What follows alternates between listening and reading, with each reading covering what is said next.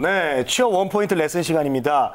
자, 우리 고민이 많은 우리 취준생 여러분들을 위해서 저희들이 조금이라도 도움을 드리기 위해서 이 시간 마련했습니다. 네, 여러분의 고민 진심으로 함께하고요. 해결책 찾아주실 두 분 소개해드리겠습니다.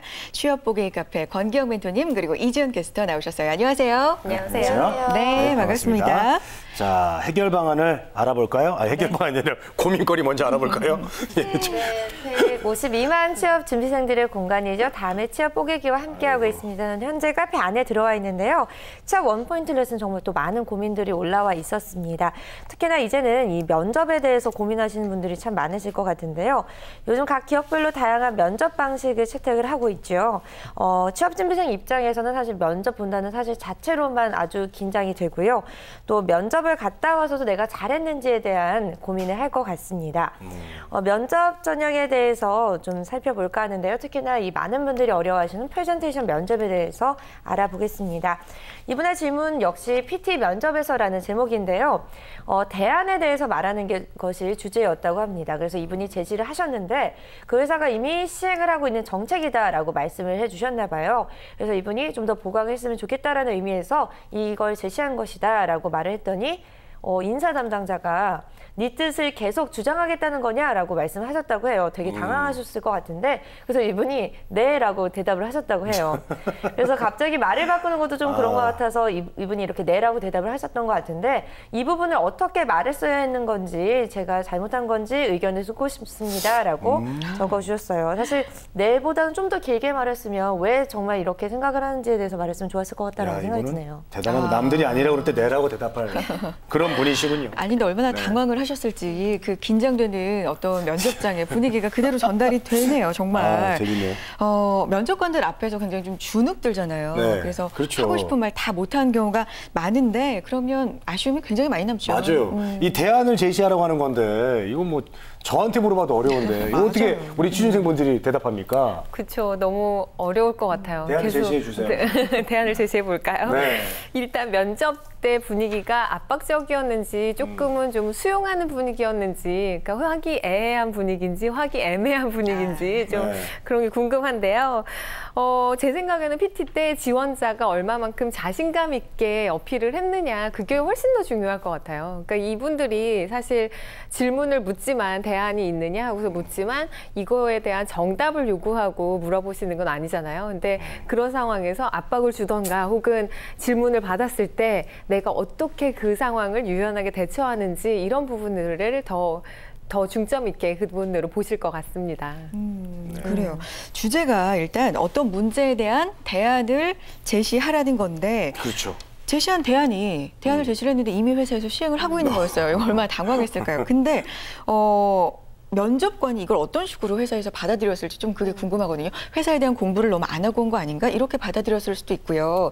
아니면 끝까지 그걸 좀 주장을 했던 거를 소신이 있다 이렇게 받아들였을 수도 있을 것 같은데 어떨까요? 아니 본인들이 실제 직원 회의할 때 얻어야 될 정보를 맞아요. 취준생들한테 달라고 우리가 뭐 본인들이 뭐 취직 시켜줬습니까? 취직도 안 시켜주고 뭐 이렇게 정보만 빼가려고 그러는 것 같아요. 흥분하지 마시고요. 진짜 좀 열받아서 그래요. 네, 그래서 PT에서 이제 대안 제시했지만 이건 지금 시행하고 있습니다라고 했을 때 만약에 다른 대안이 준비된 게 없다면 그냥 지금 이분들 알고 계세요. 갑자기 말 바꾸는 것도 좀 그래서요. 그냥 주장을 있는 대로 그냥 끝까지 밀어붙이셨대요. 근데 그것도 좋은 방법이었을 것 같고요. 만약에 다른 대안이 없었다면 그냥 뭐 재치 있게 제가 다른 대안은 뭐 입사 후에 말씀드리겠습니다라든지 뭐 이렇게 넘어가는 방법도 재밌네. 있을 것 같고요. 네, PT 면접의 예를 하나 들어서 설명해 볼게요. 항공사 PT 면접이라고 해볼게요. 질문이 만약에 지금 경쟁 항공사가 항로를 더 많이 늘리고 있는 그런 확보하기 위한 전략을 펼치고 있는데 우리는 항로를 더 늘릴 계획은 없지만 고객을 어떻게 하면 더 유치할 수 있을까라는 질문을 주어졌다면 어떻게 대답을 할 수 있을까요? 어렵네요. 경쟁항공사가 항로를 더 확보하기 위해서 전략을 막 펼치고 있는데 우리 항공사는 항로를 더 늘릴 수 없지만 네. 더 고객을 유치하고 싶다. 어떻게 해야 되느냐? 네. 어려워.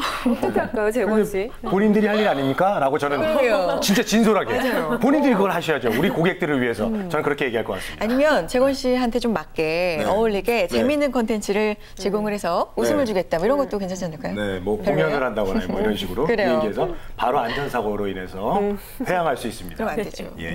뭐가 있을까요? 그래요. 네, 뭐 제안해 주신 대로 뭐 객실 서비스를 더 좋게 해서 고객들을 늘리겠습니다. 혹은 뭐 지금 있는 항로 중에 비인기 항로를 폐쇄해서 더 나은 다른 항로를 조금 더 개편하겠습니다.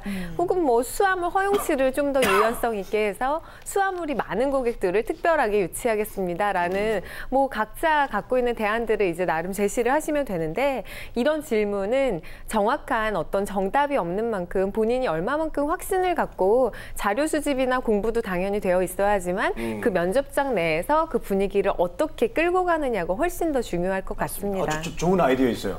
아니, 애견인들이 많잖아요. 동물. 네. 그 저기 따로 짐칸에 하면 애들이 막 스트레스 받고 또 죽는 경우도 있대요.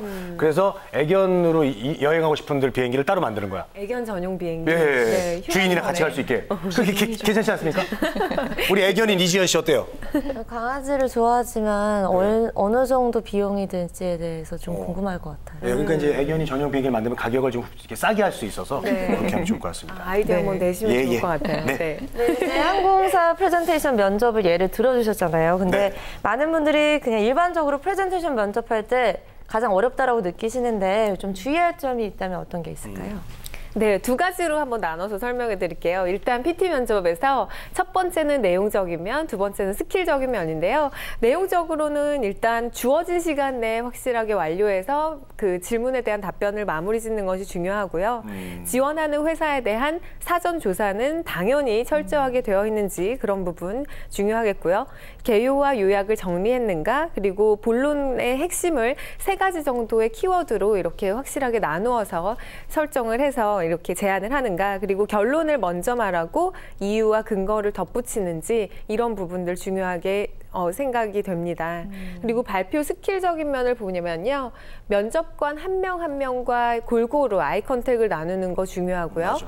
그리고 산만한 제스처나 공간 활용을 하지 않는지, 그리고 정확하고 적당한 크기의 목소리로 발표하는지, 그리고 실수할 때도 얼마나 유연성 있게 대처하는지, 이런 당황하지 않는가, 이런 것들이 중요할 것 같습니다. 네. 어떤 형태의 면접이든요. 네. 첫째도 자신감, 둘째도 자신감입니다. 그래서 PT 면접은 또 요즘에는 인성 면접과 어떤 토론 면접, 그리고 PT 면접 이렇게 3가지를 면접의 유형으로 보자면 네. 토론 면접은 많이 빠지고 있어요.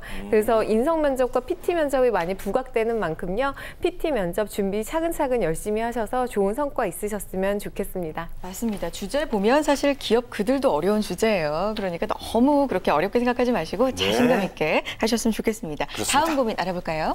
네, 이번 고민은요, 직무에 관한 고민 상담이 올라왔습니다. 네. 제목을 보면 기업 재무 회계팀에 들어가고 싶은데 어떤 걸 준비해야 되나요? 라는 제목인데요.